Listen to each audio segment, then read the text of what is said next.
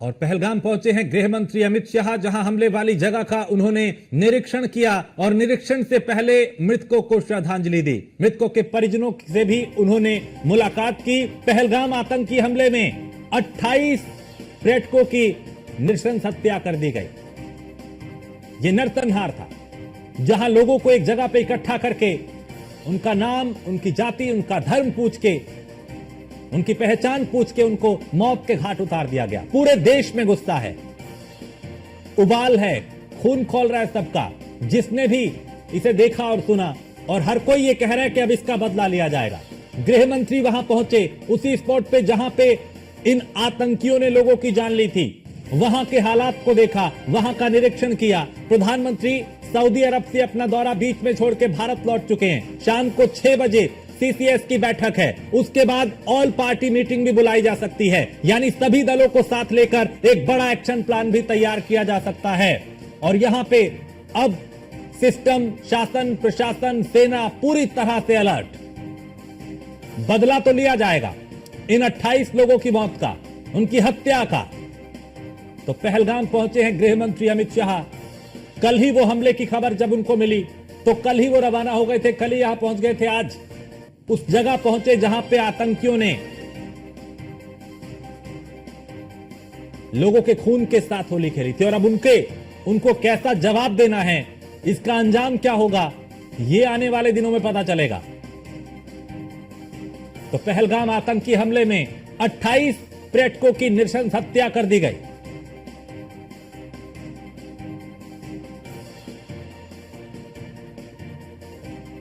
और news room से हमारी संवाददाता अर्चना गुप्ता हमारे साथ। अर्चना, गृह मंत्री उसी स्पॉट पे पहुंचे, बैठकों का दौर भी लगातार जारी है। ये जो हमला था, चूंकि स्केच भी जारी किया गया, पहले ये भी बताएं कि जिनका स्केच जारी हुआ उनके बारे में क्या जानकारी मिल पाई। दूसरा ये कि क्या अब बड़े एक्शन की तैयारी की जा रही है, प्लानिंग की जा रही है?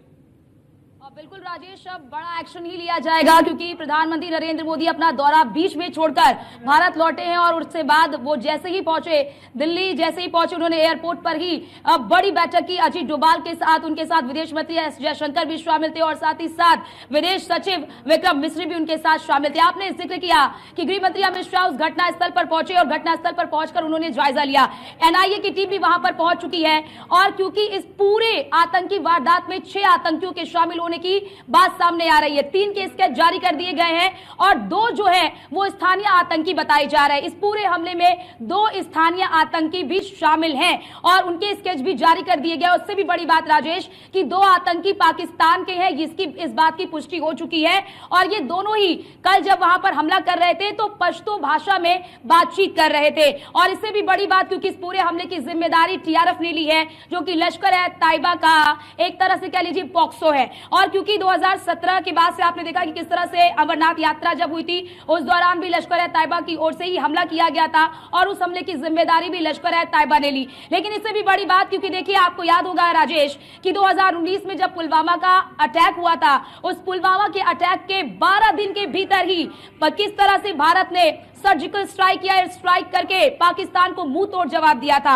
और इस बार भी अब भारत इसी मूड में नजर आ रहा है। सुबह से ही लगातार आप देख रहे होंगे कि प्रधानमंत्री नरेंद्र मोदी लगातार बैठक कर रहे हैं। जैसे ही वो सऊदी अरब से दिल्ली वापस आए, उन्होंने बड़ी बैठक की, एयरपोर्ट पर ही बैठक की। उसके बाद आज शाम 6 बजे सीसीएस की महत्वपूर्ण बैठक होगी और उस बैठक में रणनीति बनाई जाएगी कि आखिरकार पाकिस्तान को किस तरह से करारा जवाब दिया जाए। और इससे भी बड़ी बात यह कि इस वक्त आप देख रहे होंगे राजेश की वहां पर एनआईए की टीम पहुंच चुकी है। गृहमंत्री अमित शाह ने भी लोगों से मुलाकात की है, जो पीड़ित परिवार है उनसे भी मुलाकात की है। और मृतकों के जो इस आतंकी हमले में मारे गए हैं उनके लिए मुआवजे का ऐलान भी कर दिया गया है। 10 लाख रुपए की आर्थिक सहायता उन्हें दी जाएगी। और जो ठीक है अर्चना, मैं अभी आपको रोक रहा हूं। एक और बड़ी अपडेट इसी मामले से जुड़ी आ रही है, एक और बड़ी खबर आ रही है, जहां केंद्र सरकार ऑल पार्टी मीटिंग बुला सकती है। सीसीएस की मीटिंग के बाद ऑल पार्टी मीटिंग होगी और आज शाम को चूंकि सीसीएस की बैठक है शाम 6 बजे और बड़े एक्शन की तैयारी में है केंद्र सरकार।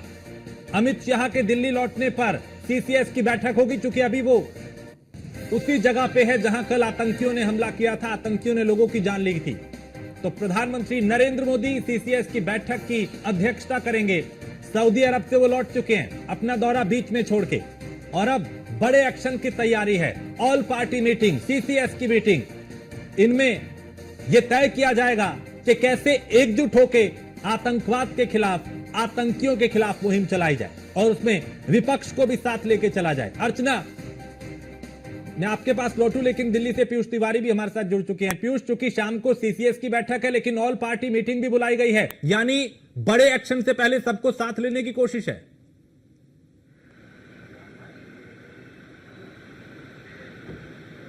और केंद्र सरकार लगातार इस मूड में है कि इस बार आज या पार किया जाए, और यही कारण है कि प्रधानमंत्री नरेंद्र मोदी विदेश दौरे को छोड़ के यानी कि रद्द करके वो सीधे भारत पहुंचते हैं और एयरपोर्ट पर एक हाई लेवल मीटिंग करते हैं। जो एनएसए अजीत डोभाल की बात करें या विदेश मंत्री की बात करें, अब चूंकि ये बात करें तो जिस तरीके से पहलगाम की घटना ने पूरे देश को झकझोरा है और केंद्र सरकार लगातार इस मूड में है कि इस बार आर या पार किया जाए, और यही कारण है कि प्रधानमंत्री नरेंद्र मोदी विदेश दौरे को छोड़ के यानी कि रद्द करके वो सीधे भारत पहुंचते हैं और एयरपोर्ट पर एक हाई लेवल मीटिंग करते हैं। पक्ष नहीं होता है, उनको भी अपने साथ लेकर आया जाए, यानी कि देश हित से जुड़ा हुआ जब मुद्दा होता है, जब राष्ट्र की सुरक्षा जो है वो घेरे में होती है और कहीं ना कहीं मुंहतोड़ जवाब जब देना होता है, तब विपक्ष को साथ में लिया जाता है कि विपक्ष जो है वो किसी भी तरीके से ऐसी बयानबाजी ना कर दे जिसका प्रभाव जो है अंतर्राष्ट्रीय स्तर पर जो गलत मैसेज है वो जाए। और यही कारण है कि सोर्सेस के हवाले से ये जानकारी मिल रही है कि ऑल पार्टी मीटिंग भी आज संभवतः बुलाई जा सकती है और कुछ दलों को ये जानकारी भी दे दी गई है, विपक्षी दलों को। इसके साथ ही इस वक्त आपको अपडेट दे दे कि एक महत्वपूर्ण बैठक तीनों सेनाओं के जो प्रमुख हैं और जो सीडीएस हैं और जो एनएसए हैं अजीत डोभाल, उनके साथ चल रही है, यानी कि ये तमाम जो अधिकारी हैं वो इस बैठक में मौजूद हैं। तो आप अंदाजा लगाइए कि एक तरफ गृह मंत्री अमित शाह मौके पर मौजूद हैं जहां पर घटना हुई है, दूसरी तरफ प्रधानमंत्री नरेंद्र मोदी विदेश दौरा करके लौटते हैं, एयरपोर्ट पर हाई लेवल मीटिंग करते हैं, उसके बाद सीसीएस की बैठक बुलाई जाती है, शाम 6 बजे के आसपास वो बैठक होगी। तीसरी तरफ तीनों सेना के जो प्रमुख हैं, जो सीडीएस हैं और जो एनएसए हैं, वो इस वक्त बैठक कर रहे हैं। और पूरी तरीके से आप देखिए, ना सिर्फ जम्मू कश्मीर की बात करें बल्कि दिल्ली सहित अलग अलग जो राज्य हैं वहां पर हाई अलर्ट पर उसको रखा गया है और सीधे तौर पे कई जगहों पर तो सघन चेकिंग भी की जा रही है। ऐसे में भारत की ये कोशिश है कि इस बार किसी भी तरीके से जम्मू कश्मीर और पूरे देश से आतंक का सफाया किया जाए। चूंकि आप देखिए कि किस तरीके से 3 जो स्केच जारी हुए हैं, संभवतः कुछ घंटों बाद और भी स्केच जो है वो जो सुरक्षा एजेंसियां हैं उनकी ओर से जारी किए जा सकते हैं। और ये जो स्केच बनाए गए हैं, ये स्केच उन प्रत्यक्षदर्शियों के बिना पर बनाए गए हैं। उन्होंने बताया है कि कैसे दिखते थे ये आतंकी जिन्होंने निर्दोषों पर हमला किया, जिन्होंने निर्दोष लोगों की जान ली, निहत्थे लोगों की जान ली। और आप पैटर्न देखिए कि किस तरीके से निर्दोष लोगों की हत्या की गई। धर्म पूछा गया, इसके साथ ही बाकायदा उन लोगों से यह भी पूछा गया कि आप कहां के हैं। ये नहीं पूछा गया बल्कि ये पूछा गया कि आप धर्म क्या है, और सीधे तौर पे कई लोगों की जो पैंट है वो नीचे है। तो आप अंदाजा लगाइए कि हत्या करने से पहले किस तरीके से इन लोगों ने मेंटली टॉर्चर जो है वहां के पर्यटकों को किया है। और ऐसे में पूरा देश दुखी है। गृह मंत्री अमित शाह चूंकि मौके पर पहुंचे हुए थे, इसके बाद जिन लोगों की दुखद मृत्यु हुई या उनकी हत्या हुई निर्ममता से, उनके परिवार वालों से भी गृह मंत्री अमित शाह ने मुलाकात की है और भरोसा दिलाया है कि केंद्र सरकार इस पूरी घटना में शामिल किसी भी आतंकी को छोड़ने वाली नहीं है। और आप समझिए कि आज ही 2 आतंकियों को सुरक्षा बलों ने जहन्नुम पहुंचाया है। सीधे तौर पे उनके साथ जब मुठभेड़ हुई तो उन्हें गोली लगी और सीधे तौर पे 2 आतंकी मारे गए। इसके साथ ही अभी भी सर्च ऑपरेशन चल रहा है। यह भी जानकारी मिल रही है कि एनएसजी के कमांडोज को भी वहां पर उतारा जाएगा और संभवतः वो टीम जो है वहां पर पहुंच गई है। यानी कि हर स्तर से भारत सरकार ने सारी तैयारी कर ली है, चाहे वो आतंकियों से निपटने की बात करें, पूरी तरह से घेरने की तैयारी है। राष्ट्रीय स्तर। अर्चना, चूंकि तीनों सेना प्रमुख की बैठक, गृह मंत्री आएंगे, सीसीएस की बैठक, प्रधानमंत्री भी उसमें मौजूद रहेंगे, उसके बाद ऑल पार्टी मीटिंग, ये सब कुछ संकेत ये बता रहे हैं कि कुछ बड़ा होने वाला है।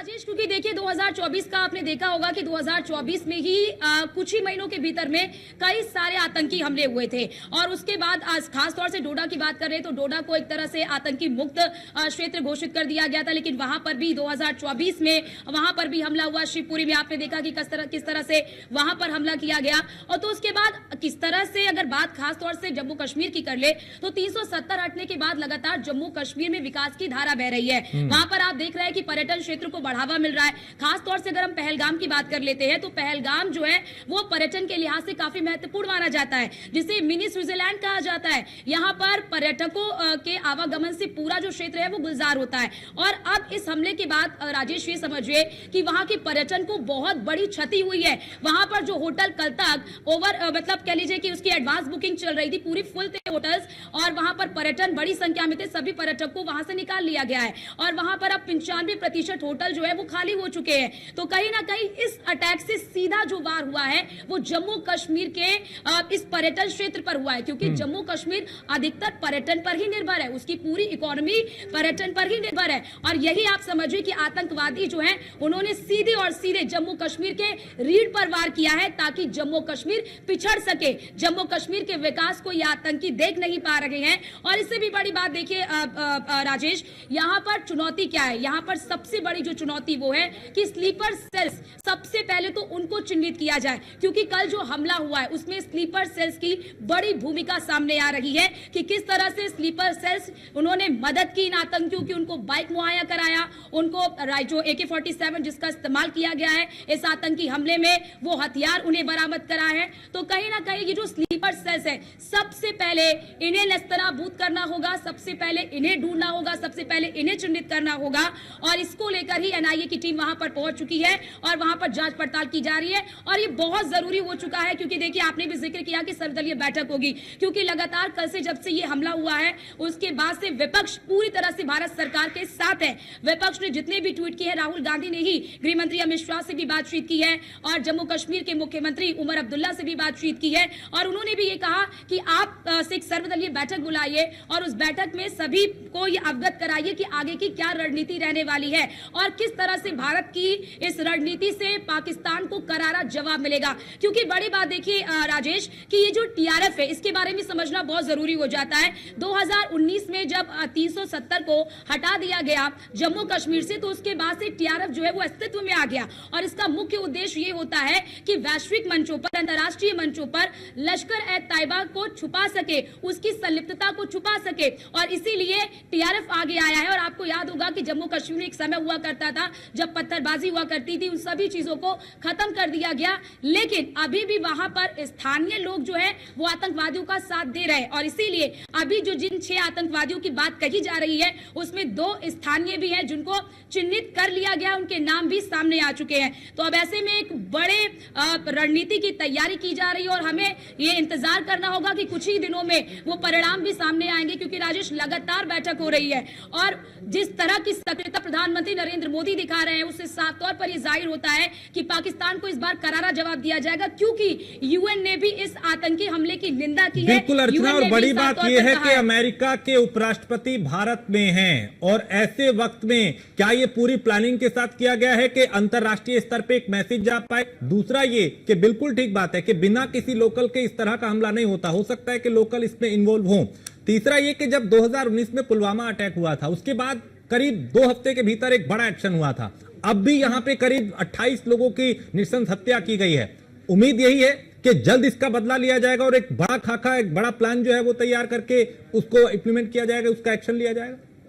बिल्कुल, और ये बहुत ही प्लान तरीके से किया जाएगा राजेश, क्योंकि आपने भी जिक्र किया कि अमेरिका के उपराष्ट्रपति JD वेंस इस वक्त भारत के दौरे पर, वो आगरा पहुंचे हैं, कल वो अजमेर पहुंचे थे और इससे भी बड़ी बात, जैसे ये हमला हुआ कल राष्ट्रपति डोनाल्ड ट्रंप ने भी प्रधानमंत्री नरेंद्र मोदी से फोन पर बातचीत की और कहा है कि आतंकवाद की इस लड़ाई में अमेरिका उसके साथ है, UN उसके साथ है, कनाडा के PM ने भी कहा है कि हम भारत के साथ है। इतना ही नहीं, सऊदी अरब के प्रिंस ने भी कहा है कि हम भारत के साथ है। इतना ही नहीं, नेपाल ने भी कहा है कि हम भारत के साथ हैं, तो आतंकवाद की इस लड़ाई में पूरी दुनिया का साथ भारत को मिल रहा है और साफ तौर पर यह जाहिर करता है कि आतंकवाद की इस लड़ाई में पूरी दुनिया का साथ भारत को अगर मिल रहा है तो भारत मजबूती के साथ इस लड़ाई को आगे बढ़ाएगा। और क्योंकि यूएन तक ने अगर इसकी निंदा की है राजेश, तो समझ जाइए कि अब पाकिस्तान का क्या हाल होने वाला है। पाकिस्तान वैसे ही कंगाली से जूझ रहा है, आपने पिछले दिनों में और देखा बड़ी होगा बात कि यह बलूच अर्चना लिबरेशन आर्मी कि की ओर से पाकिस्तान के जो सेना प्रमुख हैं उन्होंने पिछले हफ्ते ही एक बयान दिया था कि हिंदू मुसलमान को लेके, बर्फ जमने को लेके ये भी कहा था कि जो